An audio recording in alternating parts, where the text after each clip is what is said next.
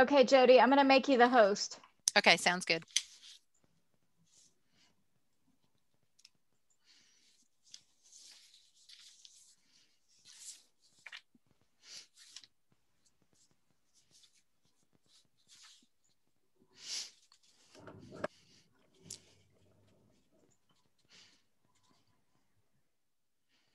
All right, so I'd say whenever you want to start, and then Sarah can hopefully pop in pretty soon.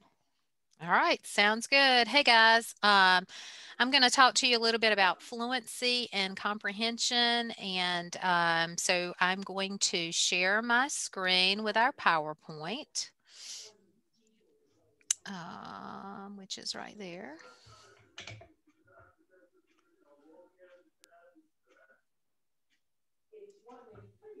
Okay, and I want to be able to see all your lovely faces. Okay. All right. So today we're starting day 3, and our first section that we're going to discuss is about fluency. Did everyone get a chance to look at the fluency videos and all? Yes? Okay, good, good. So without reading the definition out, it's basically being able to read, being able to do it with the right amount of speed, with the right tone, rhythm, expression, and being able to decode the words correctly and quickly during their reading. So that's kind of what fluency is. And it's very important because without fluency, our students struggle to comprehend. If they can't read the words and understand the words as they're reading them, then they're not going to know what they've read when they've got when they get finished. So it's important for you to practice fluency with your student as well, with the other things that you will be working with. And that kind of answers the question on why do we need to work with fluency? Because we want them to be able to comprehend the information that they are actually reading, to be able to understand it. When you're working with fluency, it definitely affects their comprehension. It's going to build their confidence in themselves and also help them to enjoy reading because they'll be able to do it at a pace that feels comfortable. And they're going to get to where they're going to want to read more and more, the better that they get at it. Sometimes some of our students come to us that have like grandchildren, and they just want to be, they want to be able to read a storybook to a grandchild. So sometimes that's a goal. So that would be some materials that you might want to use with helping a student with fluency, is if that's one of their goals. Hey, I want to be able to read a Dr. Seuss book to my grandchild. We have children's books in our little library at the Literacy Council, and then of course, they're millions of them elsewhere. But that would be something you'd get a book, find the book that the student would like to read to their grandchild or child, and practice with them. You just want to make sure that the materials that they are reading are easy reading for them. You don't want them struggling to try to read it. And of course, practice with that is going to make it better and easier as they go along. Okay, so in the videos, we talked about repeated reading, duet reading, and echo reading. So if you remember, the repeated reading is when the tutor read a section, and then the student went back and read it after the tutor, typically about 3 times. And if you noticed, as the student read, she got better and better with her fluency. She was even starting to put some expression into the reading. So the repeated reading can be a way to help a student to become accurate with their reading. Then you have your duet reading, which helps with the speed and comfort of the student in their reading. And duet reading is exactly what it says. The tutor and the student are reading at the same time. Now understand, as the tutor, you would read the passage at your speed and tone, the expression, so that you're modeling and the student is trying to read along with you at that same pace. And if you remember the student in the video, at first, she was kind of behind the tutor, but that's okay. She got better and better as she read. She got to where she was picking up her speed. And then finally, you have your echo reading, which helps you with the expression. And a lot of times students can read the words, but they don't quite understand, how it's supposed to sound, and we'll talk a little bit about punctuation, but what's the expression in that reading? How does it need to sound? What's the tone and the rhythm? As you're reading in, even though these are practicing fluency, you're asking questions and discussing along the way with your student. After they read the passage, they went back and they talked about one of the ones I thought was interesting about the worm, and the student learned something just from a children's book about a worm. So I thought that was really interesting. So you're still, even though you're working with fluency, you're still discussing those vocabulary words and what the information is about. And having your student discuss these, trying these different methods and then kind of finding out what the student liked the most. And sometimes, the one that the student liked the most may show the most progress. And then sometimes in her case, and the student that you watched, she actually did great with the duet reading, even though she liked the repeated reading better. And I'm sure that, part of that was because the duet required a little bit more focus because it was a little more difficult for her to stay with the tutor. But it obviously showed, it helped her with her speed. And she actually at the end seemed so much more comfortable with her reading. Okay. All right. So some ways to practice time readings. I actually remember in school way back when for myself doing time readings. Can remember doing that in school. And so that's a helpful way of a student seeing their progress. You time them and they read at this speed, and then go back and let them read again. Yes, Tim. I wonder whether one offers these approaches one after another. Oh, no. Because it seems to be they're working on different issues. So the repeated reading, and it would seem if you started with the duet or the echo, either one, that gives the student a chance to figure out what the word the student doesn't know, or the words the student doesn't know, are raised by the teacher from a pronunciation perspective and that sort of thing.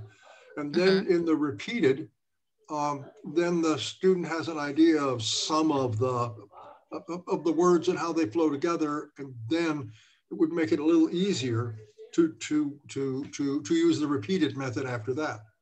Is that done? Is only one used? What? It can be, yes, you could use all three. You could use just one. In the repeated reading, the tutor would read the selection first too. So the tutor's going to model whether they're doing the repeated reading, the duet reading, or the echo reading. They're going to model it for the student. And yes, you're right. By modeling it as the tutor, you're helping that student to know what those words are and the expression and all. You probably wouldn't want to have them do repeated reading and then, right back to back duet and then echo, but you could try different methods. Maybe try repeated reading and see how that went. And then another time, maybe try duet. You don't want to overwhelm your student. but you want them to practice and you want them to read out loud. So that needs to be part of your tutoring when you tutor with a student, that they do a significant amount of reading out loud. That's kind of when you find out where their holes are too, because if they're silently reading, you have no idea whether or not they're, understanding a word or pronouncing it correctly or reading it correctly. So yes, those three methods are great methods. I wouldn't suggest, saying, okay, we're going to do repeated reading. And then as soon as you do that, do duet reading. And then, because that's going to be overwhelming and a lot. So the trick to this is to always quote, model, unquote, by reading the material first. Yes. Okay. And that's basically even not only in fluency, but in other things that you're going to be working with your student, modeling. I think, Nancy talked about the, you do it, and then you try, or you demonstrate it, and then the student, and then then the student does it by themselves. All of those things are going to be important in whatever you're teaching the student, that you model first before you just hand it to them and let them go with it. Okay, so then you have, we talked about time reading that could show their progress. Then you have recorded readings. And you can do two things. You could have you as the tutor. If the student was really struggling with a passage, you could have yourself read it so that the tutor could go home and listen to you read and practice. And as well as having the student record themselves reading the passage so that they can then practice.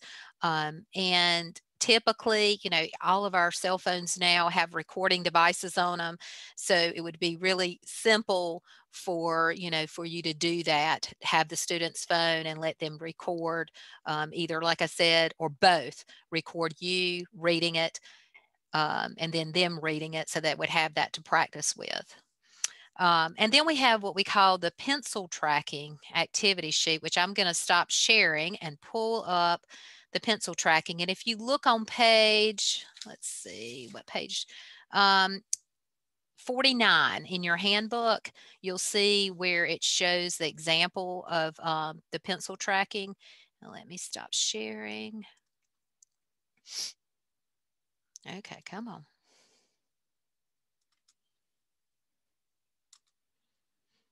Okay. And I have to keep bringing my panel back. Okay, everybody see this pencil tracking exercise? Okay. So when you're doing pencil tracking, you can see what works best for your student. You could start off with, okay, come on, there it goes. You could start off with going word by word. So your student would have this, and like I'm using the annotate, not tote, annotate instrument, and I'm using the drawing. So I'm using the thin line pencil to work with. So this is something you could do with your student if you're working via the computer. If you're not, obviously you could have a hard copy if this was something that would help them. But basically you could go word by word and they're just going to trace it. So like if I started with this one and I had when, and I meant to have another color. Hold on one second. I don't know why it's in that color. That is weird. Let's go there. Okay. So they would have when, and you would just do, and it's not going to be lovely, and then heart beats. And you keep going word by word as they're saying it. It pumps 5 quarts of blood throughout the human and then body. Okay. Then you can go back and you can do you could do chunks, 2-word chunks. You could do phrases. One of the things, think about like prepositional phrases. Sometimes if you do it as one whole group, that's easier for them. So if I did it with grouping, we'll just say I'm gonna do 2 words, and then I'm gonna give someone an opportunity to group it differently. So if I did this 2 words and I had when the heart beats, oops, it pumps 5 quarts of blood, and then maybe throughout by itself, throughout, and then the last phrase, the human body. Okay? So let me clear, because actually even if I bring my paper down, these markings will be on there. So I'm going to clear it. And if maybe Anna, would you be willing to try annotate, ask for to be able to annotate? Okay. And group it however you feel like you think might be a good way of grouping it in chunks. Okay. I'm sorry. Is it? There it goes. Okay. All right. And did you ask me? So she should just be able to go to her view options and annotate. Okay. Okay. I think I have it. Okay. Okay. All so I can group it however I want. Yes. However you think would be the best. So the basic idea is you're starting with very small groups, like Jody was doing 1 word and then 2 words. So then you're progressing a little bit further, trying to make slightly bigger groups that you think make sense. And it doesn't necessarily have to be that, you know, every single time it's the same amount of words or whatever. But like the first one, you might want to do that whole phrase because there's a comma there. But then you may get further down and you may only want to have 2 words together or 3 words. Okay, gotcha. So I could say, when the heart beats, it pumps. Yep. Could I do 5 quarts of blood? Mm-hmm. Perfect. And then throughout the human body. Yep. And then I think you have to click. Yep, we there see we it. go. Yep, perfect. Yep. And then as they go further, you know, stretch it out more and more until they're doing the whole sentence from all the way to there, you know, tracking. Any questions on pencil tracking and how that might be useful to give it in small chunks to a student? Okay. All right. Yeah, can I just make a comment, yes. Jody, too? I think it was interesting too about, you know, that comma, having a student understand that that means that that's a pause. Mm-hmm. Kind of regardless of how you break it, you know, as you're kind of saying, how you break it down a couple of words or several words. But I don't think that was clear to the student in one of the videos early on. She was kind of stumbling until they kind of got on the same page with that comma. Right. Anyway, just such a beautiful segue. Wait till you see Jody's next slide. Aha. Okay. So let me go here, and so let's go back and hope that my slide will cooperate. Let's see if it will. Okay. So yes. So and I'm sorry, but my cursor on this laptop is struggling to find there it is, find my top stuff up there. And I'm sorry that it's taking me so long to find it, but it just won't pop down like it's supposed to. So yes, punctuation is extremely, I can't even get the word out. It's extremely important. And you're right. Sometimes we take for granted that people know and that our students know, but most of them don't. And we've actually got some sheets that have what you see here because most of them know their alphabet and know their numbers. So you don't have to have a sentence with that first practice. You can just use letters or numbers. Like if I was going to do the first one, you know, I would say 1, 2, 3, so that they hear that question. And you would discuss that. We discuss how the voice changes, just like you said with the comma, that means to pause when you're reading, to make a pause there. you look over all the way to the right and where the 7 exclamation point is, and, you know, you go 7, you know, and they can see how that's supposed to sound so that when they go to their reading, it's going to help them to read better. They're going to have a better understanding. But those are all things. Oops, I'm sorry. I'm sorry. Sarah just popped up. Is she? I apologize. But yes, so that's going to be one of the things that's going to be all part of the fluency teaching, is making sure they do understand what kind of mark is appropriate and how your voice sounds, how it changes. Because they're not going to be fluent if they're just reading, you know, if they just like that, you know, punctuation needs to be taught to increase fluency. They just kind of go and they don't know to stop. So yes, very important. That kind of ends me on punctuate or on fluency. Did it click? Let's see. Yep. Anybody have any questions or anything else about fluency that they want to ask before we move on to comprehension? Okay. Yeah. Yes. Sorry, just a question about fluency. And I don't recall the sentence. You guys probably will. But like the second word of a sentence was that, sticks in my mind. And again, it wasn't clear that, do you guys remember what I'm talking about?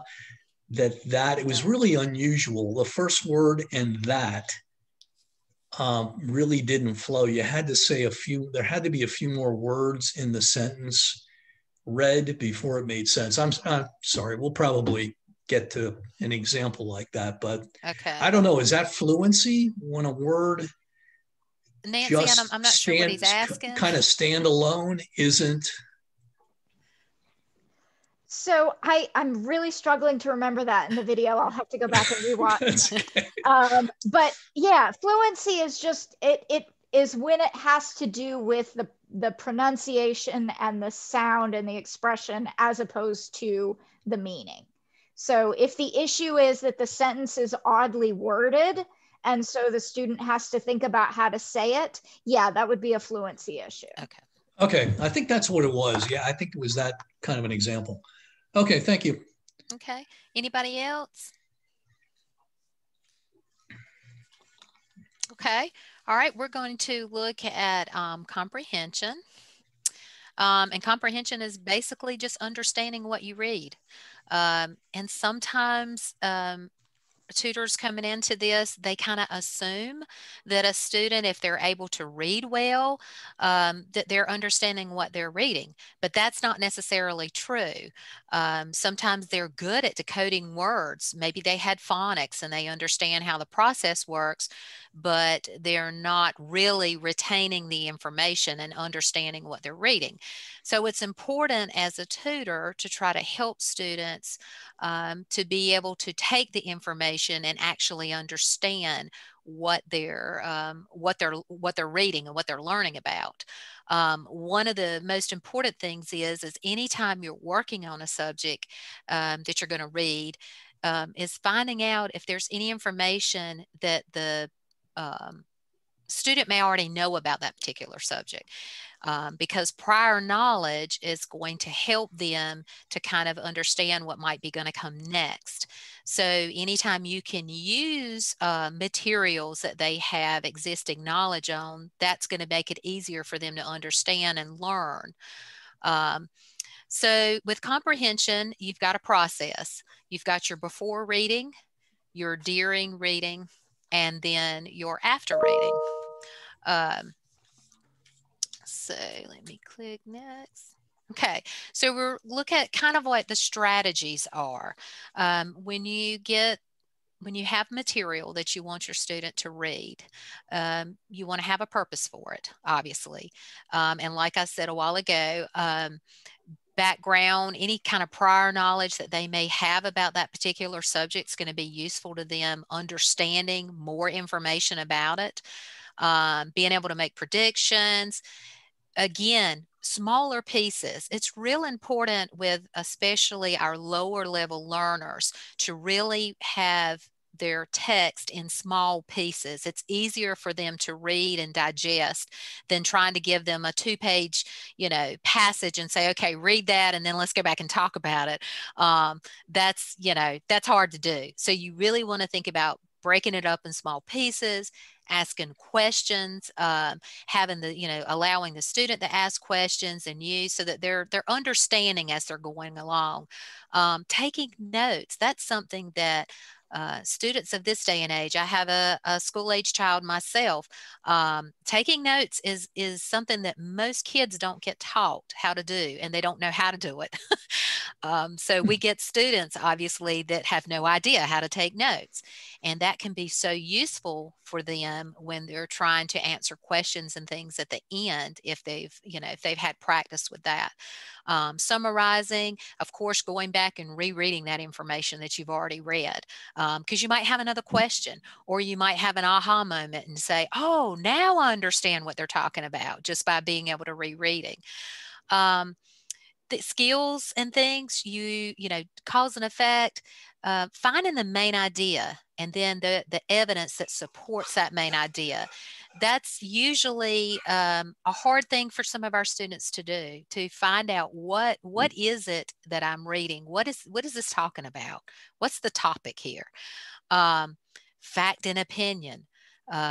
Gosh, and Nancy can tell you, when we give the test, that seems like that's one of the hardest things that they don't understand when somebody says something like, he has the best apple pie in the world. That's an opinion. That's not a fact.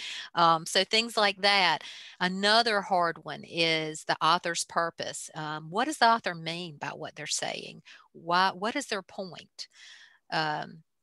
Putting things in order, sequencing, making inferences, all of those things, understanding their plot, the character, the setting, and the story.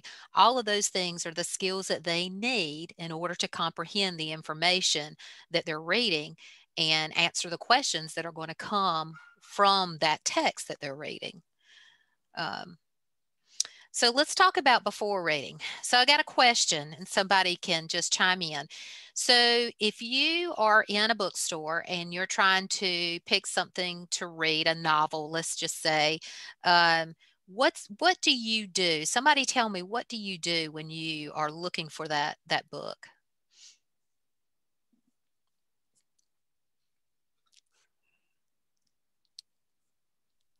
You look at the front of the title, and you look at the back, and maybe you read something about the author, and you look through the contents, table of contents, and you just scope out the book's summary on the back, or pictures. Exactly. So even though we're all good readers, when we pick up even like a magazine or a newspaper, we typically look at the pictures, look at the titles, look at the captions. So all of what you said before we read a book. So when you're working with your student and you pick up that material, you want that student to do the same thing. For them to start getting ideas and thoughts about what this information is going to be about. What is this going to be about that I'm going to read? Again, you're setting that purpose. You're using their prior knowledge about it. And then you're wanting them to kind of make predictions. What do you think is going to happen based on just looking at the cover and reading the captions and looking at the pictures and things? What do you think is going to happen? So all of those things are things that you would do before you read, you begin to read whatever information that you're going to do. So then we get the during reading, and there you see it again, read in chunks. We don't stress that enough. You want it to be in small pieces. It's so much easier, even, for yourself, to read little pieces and learn about that and move forward. Rereading, making those connections, taking notes, asking lots of questions. One of the examples that I used with, we had face-to-face workshops is talking about, prior knowledge and things. If you were going to read something about, say, poisonous snakes, And one of the things you would ask is, what do you know about poisonous snakes? So the student would let you know, what they don't know. And then those types of things will help them to then, when they begin reading about poisonous snake, we'll say of North Carolina, then they can start connecting the dots and, oh yeah, I know, yeah, I've seen that snake. Didn't know that snake was called that. So they start making those connections. So it just, like I said, that pre-reading and then going into the actual reading and looking at the information and tying it to what you already know. It just helps them to be able to make the connections, ask the questions about what they're reading. Then your after reading. So here we go. There's those skills that we want to do. So we go back to those strategies of asking the correct questions, summarizing, making personal connections, using that information to help them to then figure out what the main idea is, how to compare and contrast. We've got actually some charts that you can use for compare and contrast, circle charts, where on the right and on the left you have the things that that would be like a different, and then the things in the middle that would be alike, and then you could compare the two, what makes them alike, what makes them different, the cause and effect, why is it that way, and what happens because of that. One of the things about inferences is a lot of times students look at information and they want to, like if it says Charlie had a brown horse, and then the question says, what color was Charlie's horse? They want to just be able to write brown and be done.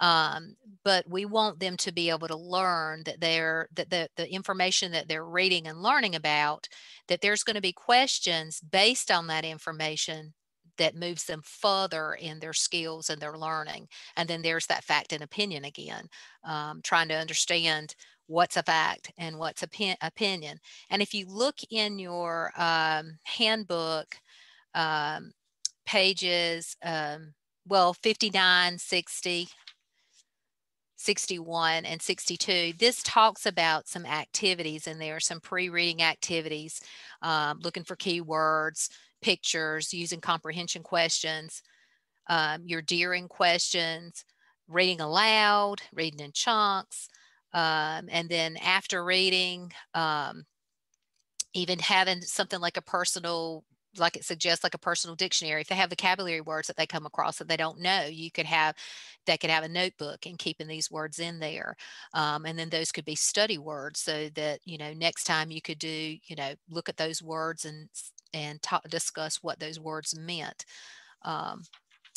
Okay, let's see.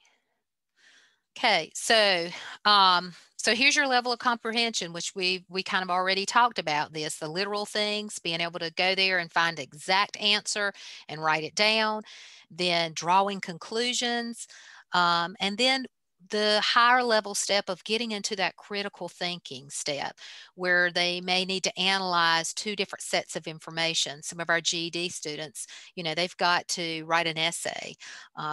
And they read something and then they have to answer a question about it, and they're wanting them to analyze that information, evaluate it, and think about it, not just say, well, I like it that way and that's because, whatever. We want them to really think about it. So critical thinking is obviously a lot more difficult, but you kind of work towards that. That's the direction that you're going. And according on the student, whether or not you will be at that point or ever get to that point. Some of our students will stay in the literal section just because that's as far as they may be able to go. And then finally, if you will look on page 63 and 64, you will see the excerpt from Challenger 3, Stephen Takes Some Advice. With our Challenger series, and I believe that, Nancy, is that the copy that they have in their book? Did they get the patterns and spellings and a challenger. Yeah, they got Challenger 4 for their example. Okay. This is just a little easier. Right, so right. Third grade level. So if you look at this, I'm just going to call on somebody. Anna, if you're looking at these 2 pages, what are some of the things that you would notice about it if you wanted to kind of know what you thought the story was going to be about? Well, at the top, there's words for study. So those words are probably relevant to the story. Okay. Anything else? You can look at the questions at the end to see what kinds of information you need to be drawing from the story as you read it. Okay, good point. Good point. And you know, those pre-reading things that we said, you know, you would be looking at the title. Stephen takes some advice. So you're thinking, this is probably going to be about something that that somebody wants Stephen to know about or to give him some advice about. You can look at the picture, and Rob, what do you think he maybe does looking at the picture?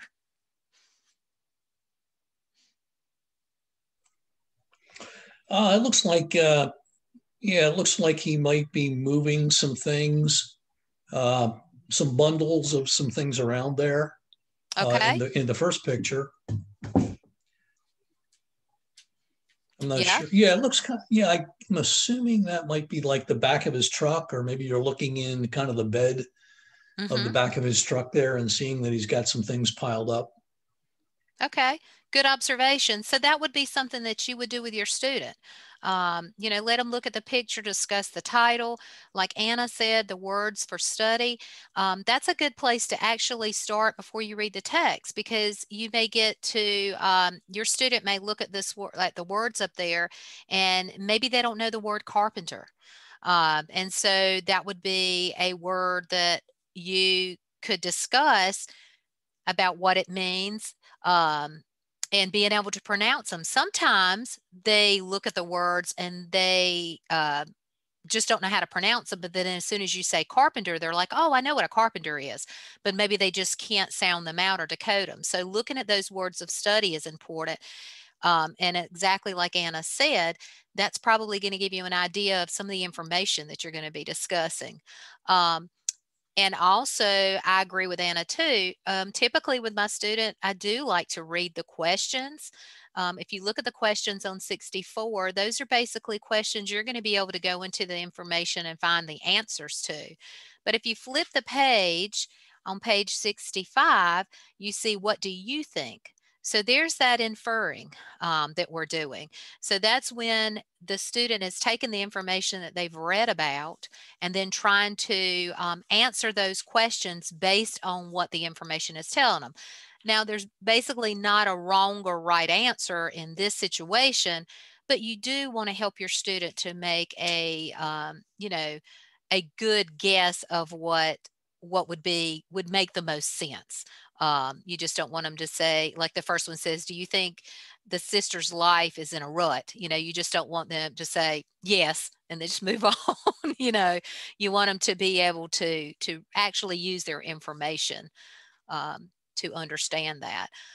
One other thing that I like to do after my student and I have read the information, and I do the questions ahead of time as far as reading through them so that we kind of know what we're looking for.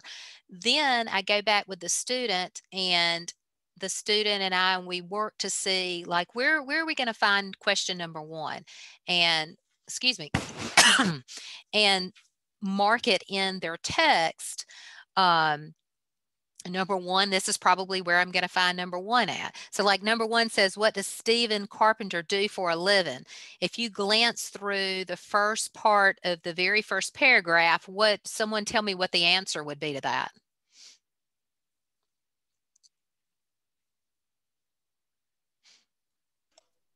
He's a delivery guy. Right. It says he drives a van, right? So if I was working with the student, we would put a little 1 there so that she would know that that's probably where she's going to find question 1. Now that's just something I like to do. That's not something, you know, you have to do. But you know, for the particular student that I had that I did this with, it helped her when she was reading to kind of see where that information was. We also would like circle vocabulary words or words that even weren't part of the words of study, but just words that she may not understand or may not have ever heard of. And we would circle them so that we could discuss those words as well. And one other thing that I wanted to show you real briefly, and I think you may have seen this, but the KWLN chart. This is really good when you're working with a student with their reading. Obviously, the before reading, you know, what do they already know about the topic? They can look at the information and you can list out things that they already know, what they want to know, what they've learned, and then what do you think is going to be next? What's moving further in that? You see a lot of KWL. The N is kind of just that next set, and sometimes you don't see that on some of these charts. But this is a good way for them to kind of chart the information and to brainstorm about the things that they know, things they want to know, the things that they've learned. And then what do you think is going to happen next? What do you think is going to be beyond that? All right, so, whoop, there it goes. So that's kind of where I am. Are there questions that anyone has about comprehension or anything? Tim, do you have your hand raised again? Okay. Unmute yourself. There I am. Yes. As I'm looking at this comprehension idea, and I'm remembering kind of dimly SATs and similar kinds of stuff we all were pressed to do for comprehension. How do we help a student, because I thought some of these are pretty insightful, how do we help a student with a series of attack questions? These were generally on the left side of a chart as we were looking at the things that you presented to us. I'm sorry, excuse me, on the right side of the chart. And I'm looking to see if I can find them in the, and I don't. Are you thinking about like main idea and cause and effect? And is that what you're talking about? Because those are the things, if you could write those on your hand as you went into the test, to remember to ask yourself, is this a fact or is it supporting? Is this a cause? Is it an opinion? Those sorts of things were really useful ways to attack the comprehension section of a test. Is there a... You want to, Nancy, you want to... So, I mean, that is what you're going to be teaching as you read through these stories. You're going to ask those questions. Some of your skill books actually break it down. You'll have whole chapters on main idea, cause and effect, fact and opinion. So the student will be doing this over and over again until that becomes almost second nature. A way to approach. Yes, and you will be working on that. And if you want at some point to jot down some of those things in a list and let your student keep it so that they have that as a reference to think about, you know, that's fine. But hopefully that's kind of built into the process, that they will be asked those things a lot. That's part of the comprehension material that we'll have. They'll be doing those lists, because I thought they were a pretty decent list of SAT or GDs or any of those things. Absolutely. They're going to need it. They use it for the little tests we give just to check their level and their assessments. That's the kind of questions we ask as well. So yes, you will get that information. Absolutely. The other thing just to note, if you're looking at that Stephen Takes Some Advice story, be aware that with a lower level student, you might not get through that whole story just in one sitting. If you're reading aloud, chances are you're going to read a paragraph, your student's going to read a paragraph, you're going to read, your student's going to read, so that they don't get overwhelmed. So they have a little chance to process. We want our students to read aloud. As Jody said, that's the only way to find where the holes and the problems are. But sometimes they're really nervous about doing that. So if you can kind of break it up a little and take turns with them, that really helps. And then you're going to kind of see where they hit the point of exhaustion, where they may need to stop. They're just not getting anything out of it anymore. Remember that Fat City video where all that energy went into decoding, and so they had no comprehension? So, you know, if you hit that point, it's okay if you don't get through a whole story in one sitting. I'm also going to tell you, you are never going to read these stories just once. You're going to read them over and over. You're going to read them. You're going to answer a few questions. That's going to be the end of your session. You're going to come back. You're going to read it again. You're going to read it again. You're going to read it again. And so it can be really good for a student once they've gotten through the phonics and the decoding and they've kind of learned it, to go through it again, because it takes those exposures before the comprehension kicks in, before they have the mental energy to start thinking about it.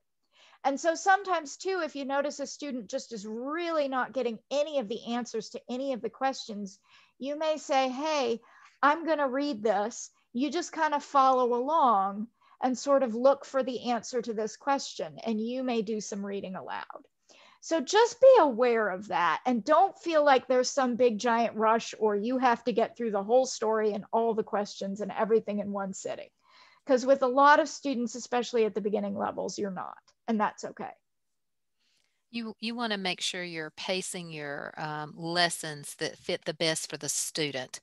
And so you don't want to give them more than they can handle, like Nancy said, and you want to keep it at a pace that they feel successful, and not frenzied, stressed, you know, trying to get it. Any other questions or comments? Okay, well, I'm going to hand it back over to Nancy. All righty. Have you got me as the host? And probably not. Give me a second. Let me find out where. Oops. Well, so if you go to participants and pop up that list and then find me under the more, you can make me the host. Yeah. Okay, here we go.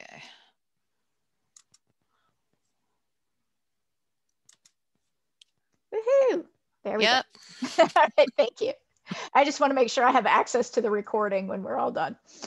Okay, so comprehension. One of the things about comprehension is that one of the things, oddly enough, that helps with that comprehension is actually writing about what you're reading about. I'm going to share a screen with you real quick here. And we are going to go down here. I will just tell you a little story. I went to a workshop. It would not let me choose my slide. I went to a workshop when I first started working here that was all about writing and teaching writing. And they made me read a 247-page report with dozens of studies, annotated pages and pages and pages of footnotes. And the whole point was writing will make you read better. So I am not going to make you do all that. I'm going to ask you to take my word for it. Writing is an essential part of literacy. And if a student improves his or her writing, it will also improve his or her reading ability.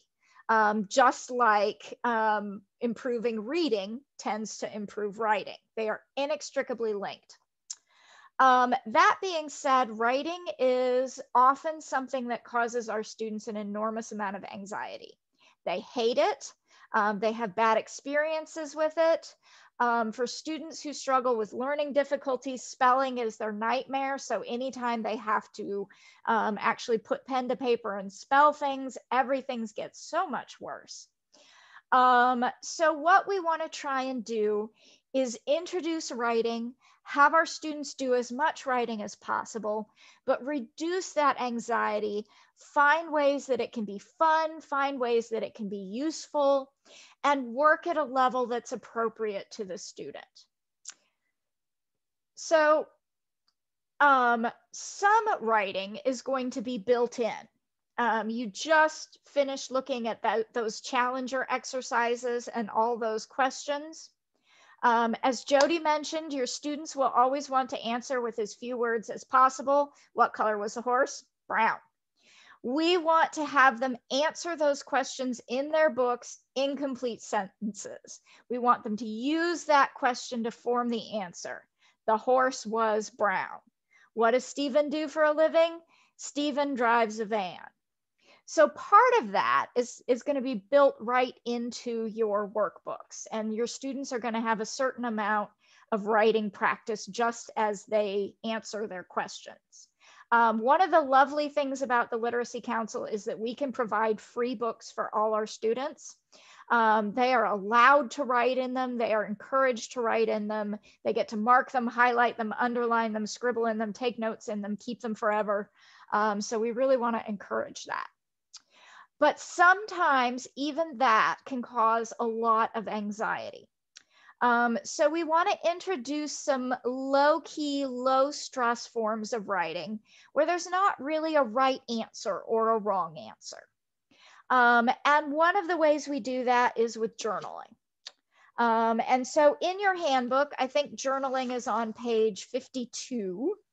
The important thing to remember with journaling is that when we use it at the Literacy Council, it is always what we call safe writing.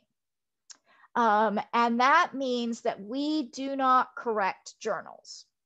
Whatever your student writes in his or her journal, we're not going to correct the spelling, we're not going to correct grammar, punctuation, nothing. If we really have trouble like understanding what the word is, obviously we might ask the student what it says, but there are no red marks in that journal ever. So hopefully that's a way that students can start writing that feels a little safer and more comfortable for them. There's different kinds of journals. Most of us remember that sort of personal journal, maybe that we kept when we were kids. You know, you had the little booklet with the lock and the Dear Diary. And someone always gave you one of those for Christmas. And you wrote what you ate for breakfast and who you liked and what you did for your day and all of the things you hated about your parents and your sisters and everything like that in your journal. And so your student can certainly do that. You can assign a personal journal. Hey, I want you to write for 5 minutes tonight. I don't even have to see it. It's just for you. That's your journal. But one of the things we find is a little more useful and valuable is something called a dialogue journal. And that is when a student and tutor write back and forth to each other. And so we give you all little handmade, fancy, free journals that don't have locks when you are assigned a student. And we encourage you to kind of write back and forth. So you will see an example on page 53. A student has written that Bobby is 5 years old and we're having a party. The tutor writes back, my son Mark is 29 years old. Will you get Bobby a present for his party? Now, do you notice the spelling of party? What happened there?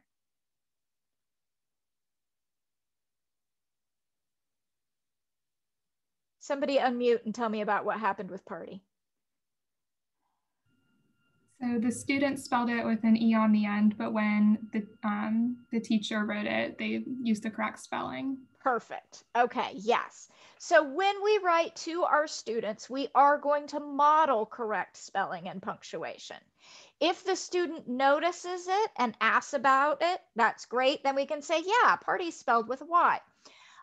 If the student doesn't, then we're never going to point it out. We're not going to correct their party. Now, if it's something that you feel like is important and you notice the student making the same mistake quite frequently, you may take a little mental note or a little private, note somewhere. And then later you may introduce that concept or that word as something that you teach to the student. But not 5 minutes later, 5 days later. With a little subtlety, you might work that in. But in general, we're just going to let that go. The good thing about this response is the tutor ended with a question. So the student has to write back again, a bike with 2 wheels, which is great. So they have started a little conversation here. It doesn't have to be long or fancy. It's just something that you're doing. One thing we do suggest is, there's different ways to do this. Sometimes the student may take the journal home and write something, and then the tutor takes it home and writes something back, and they do it that way. Sometimes you actually do it in the classroom together. You might take a few minutes in the beginning or end and do a little journaling. The one thing we suggest is if your student is writing, make sure that you are writing something. It doesn't matter what. You can be working on a lesson plan, you can be working on a journal prompt, you can be doing whatever. But with that anxiety level, don't just sit there and stare at the student as they're trying to write. That is one of those things that will really freeze your student up. So occupy yourself, be doing a little something while they're writing. And then you can pass that back and forth.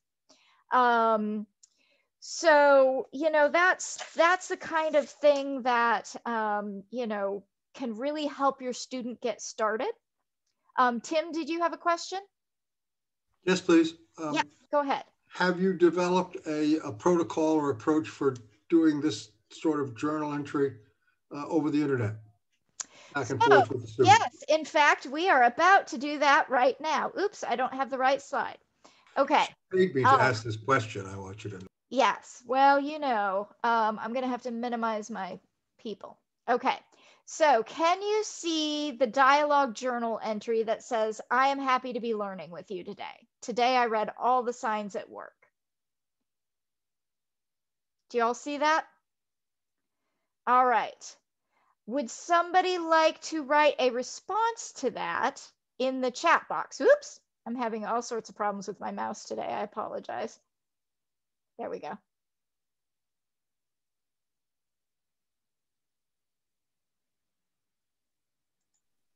Sure. All right.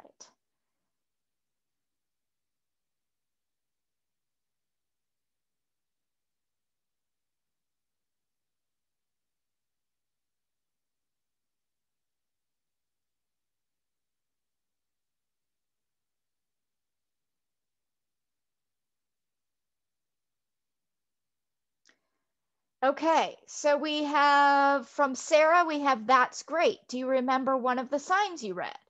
Okay, again, very good because we kept it simple and we ended with a question. So Julie has to respond. The one thing we might want to think about is the vocabulary we choose. Remember might be a hard word. So you might want to say, do you know one of the signs you read? Anyone else have a chat response?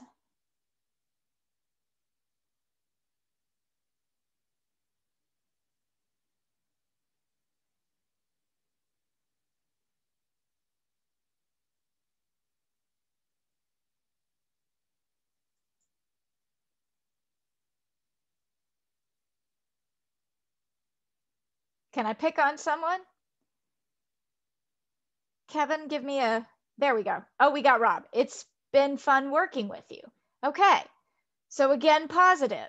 Now that one might not give you another response just automatically. So I realized that, just, yeah. An ending thing if you're finishing up your journaling. If you want her to write something back, you might have to kind of prompt that a little. Gotcha. But yes, you can absolutely use the chat box to do some journaling. Most of our students are pretty good with their phones. Texting is a great way to get some back and forth response. And if your student is not very familiar with that, then that's a good thing to teach. We've had a lot of students tell us, oh my gosh, I could actually text with my family. It made all the difference in the world. And they're really excited when they can do that. So definitely, if you are journaling over the internet, you know, there are still ways to do it. You can use that chat box. You can use your phone. You know, you can use, we have little whiteboards you can check out. You can actually write something on it and hold it up to the camera. So one way or the other, you can still make that work. But that's a good question. Okay. Any other questions about journaling?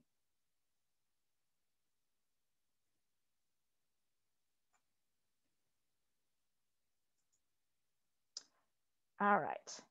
So another way that we can kind of ease students into writing is what we call the language experience approach, or LEA.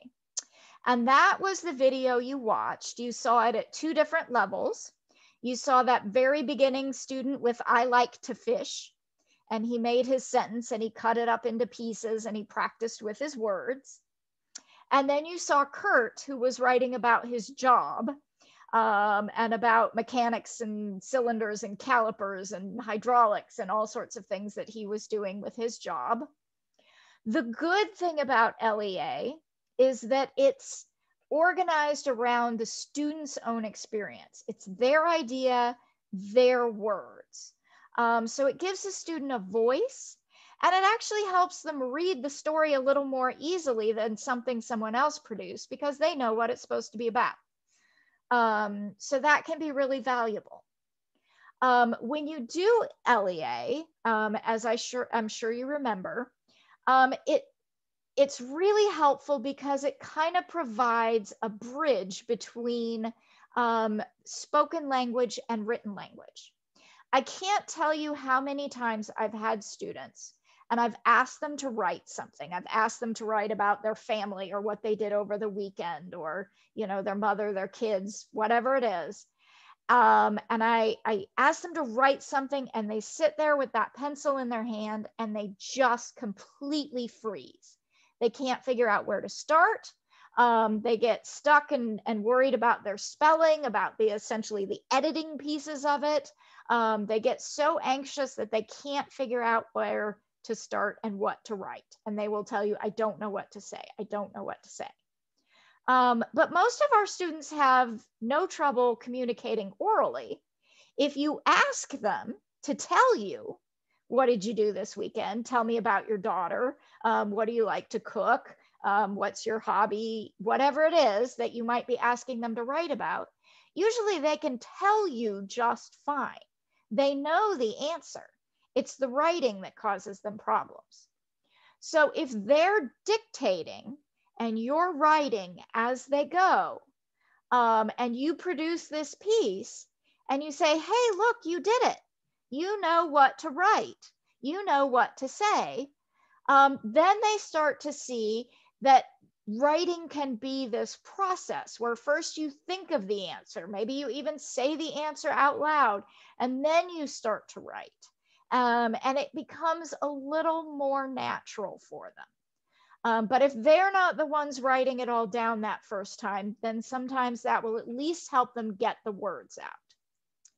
Then, of course, you can take those words and use it to practice other things, as you saw, alphabetics. You could find rhyming words or word families. You could have them read it aloud for a fluency exercise. You could pick out vocabulary or spelling words. There's all sorts of things you can do with those stories. So does that make sense? Did you all see how you can use LEA? Do you feel like you could do that with a student? That would be a comfortable thing for you?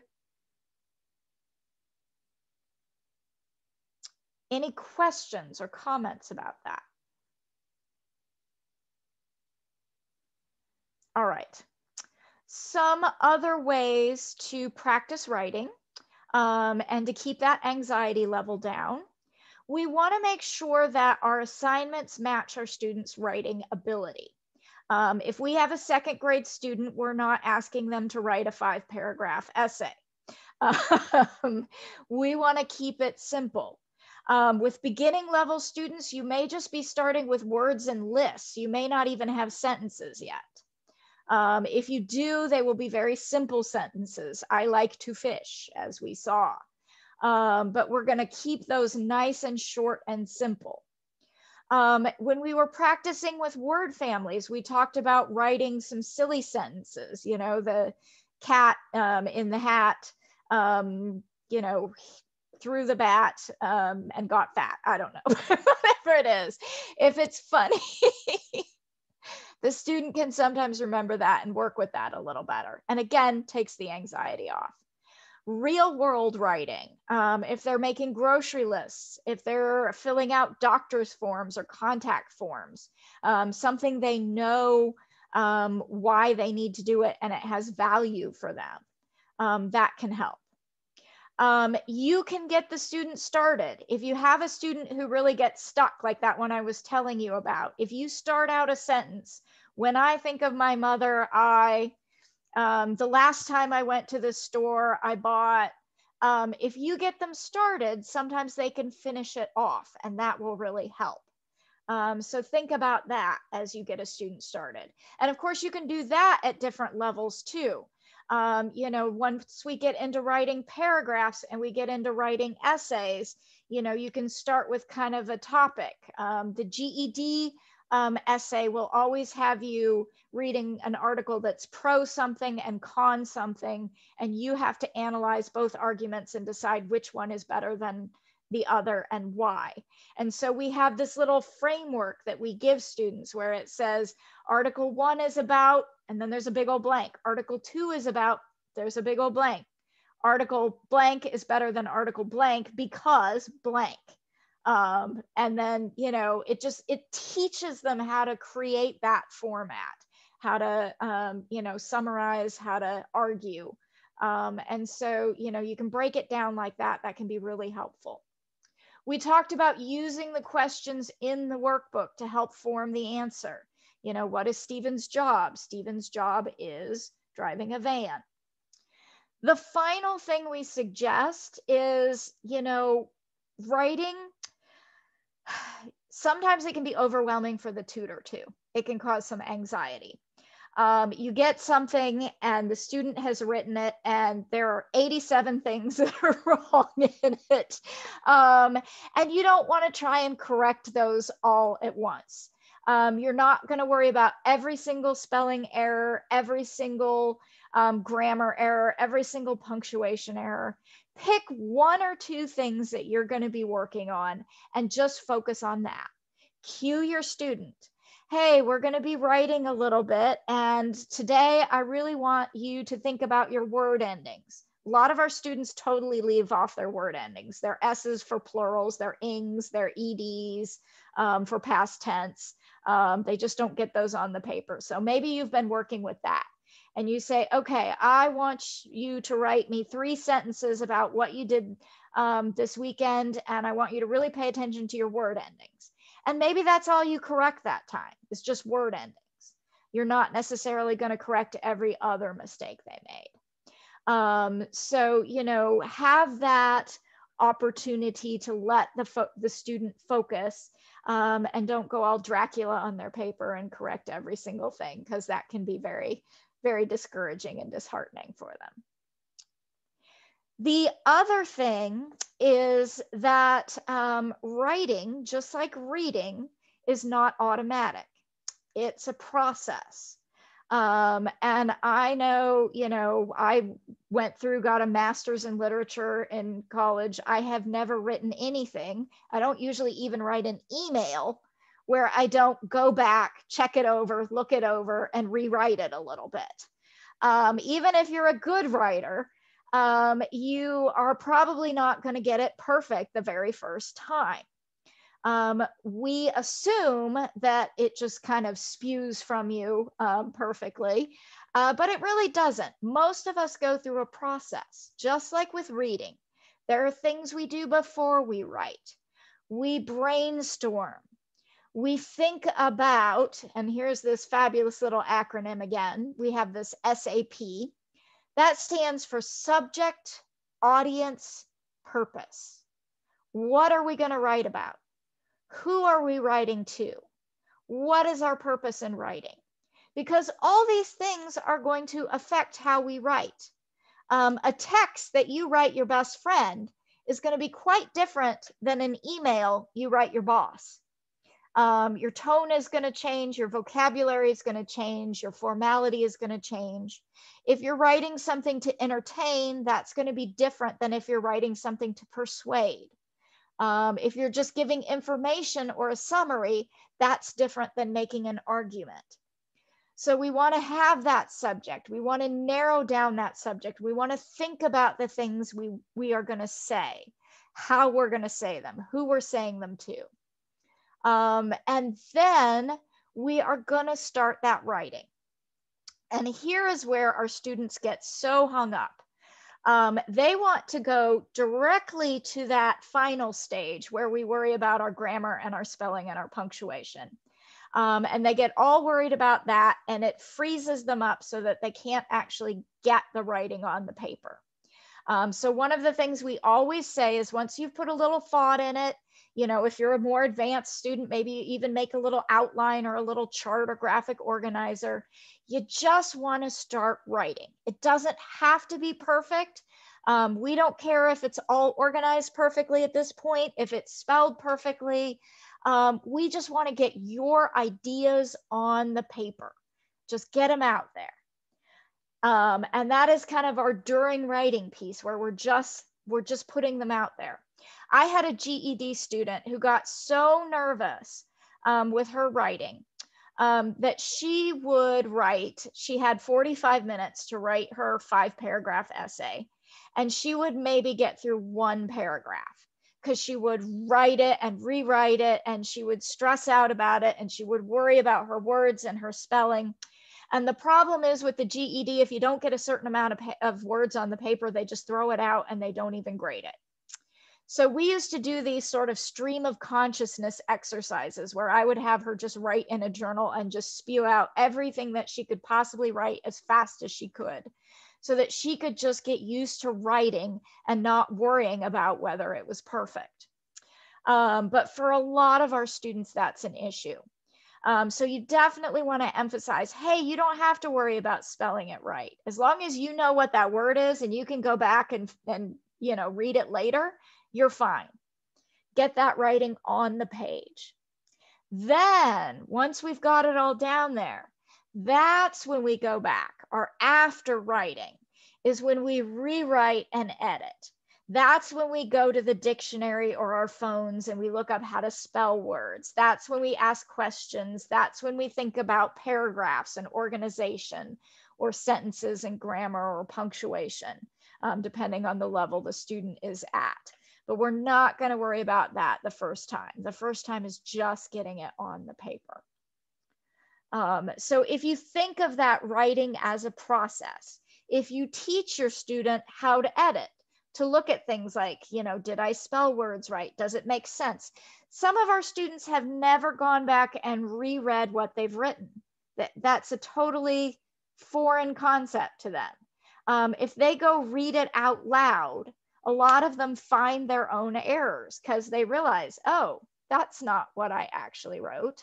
I do that all the time. I know what I think I wrote and not what I actually did write. So, you know, just having them go back and reread what they wrote can be really valuable.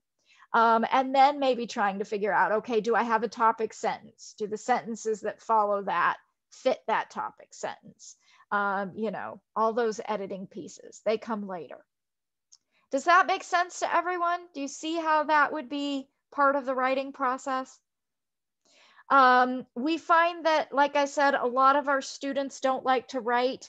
A lot of our tutors don't really like the writing process either. And so they're slow to have their students work with this. And we have a wonderful new book series called Journey to Success that we have purchased that we like. And one of the reasons we like is because it forces you to do some writing. So for each chapter, it will give you a story or an article or something to read. And then it will focus on a certain critical thinking skill.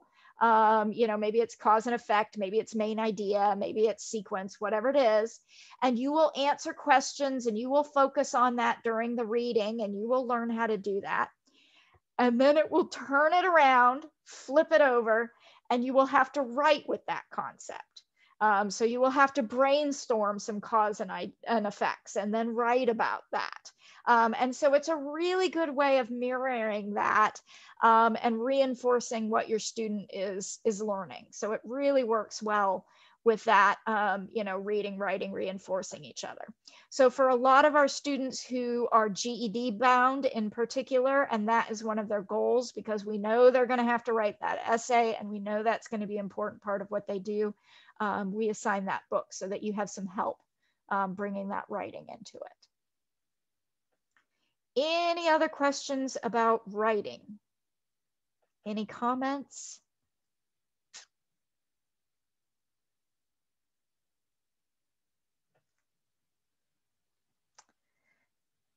Okay.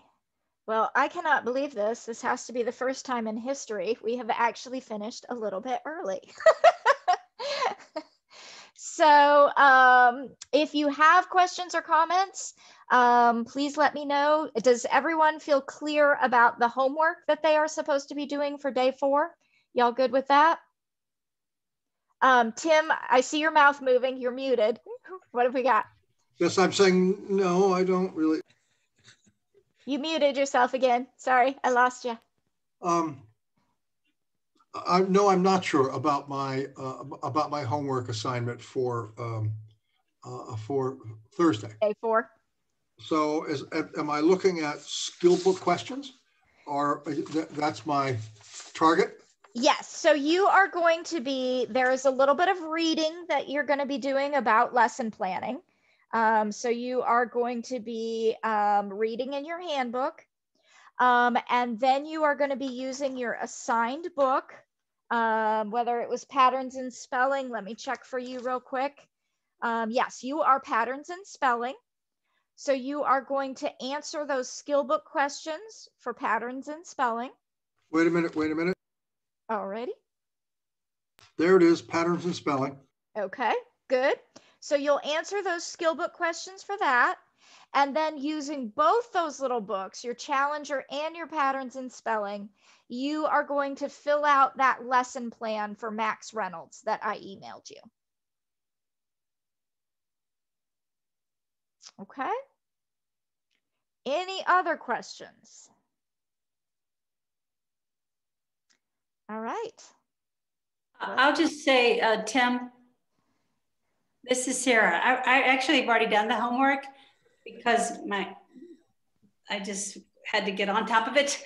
But I found it really helpful to look at the lesson plan that was already in there for Julie Matthews. That was really a good resource for me to figure out, okay, I get the gist now of what the plan is. Yeah, if you definitely do the reading in the handbook before you try and do the lesson plan, because that tells you how to do the lesson plan, and it does give you that example. So do it in that order. Make sure you read that first, and then try and tackle that. And remember, as I said, that your teacher's notes are there, so a lot of that lesson plan is written for you. You can plagiarize those notes. It's okay. That's what they're there for.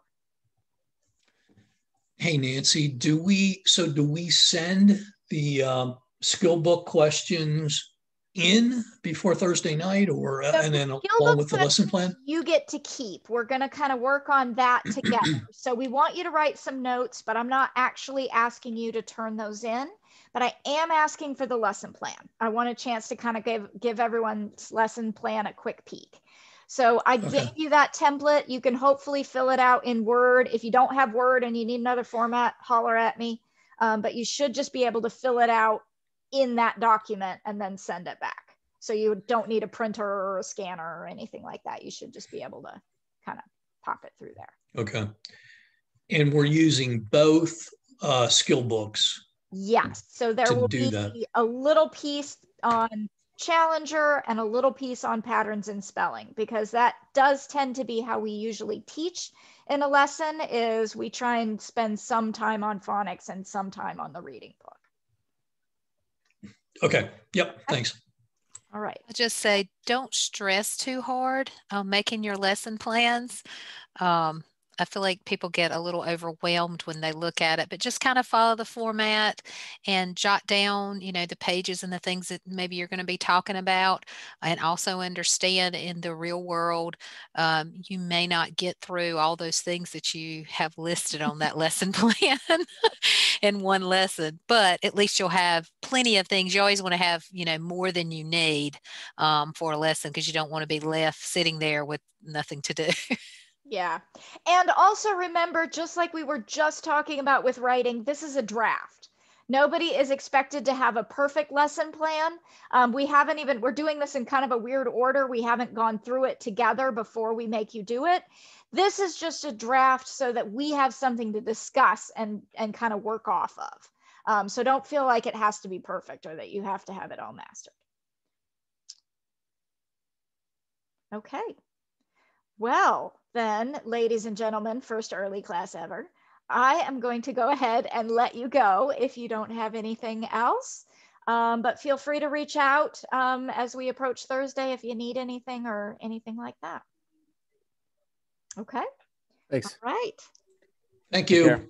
All right. Have a good one.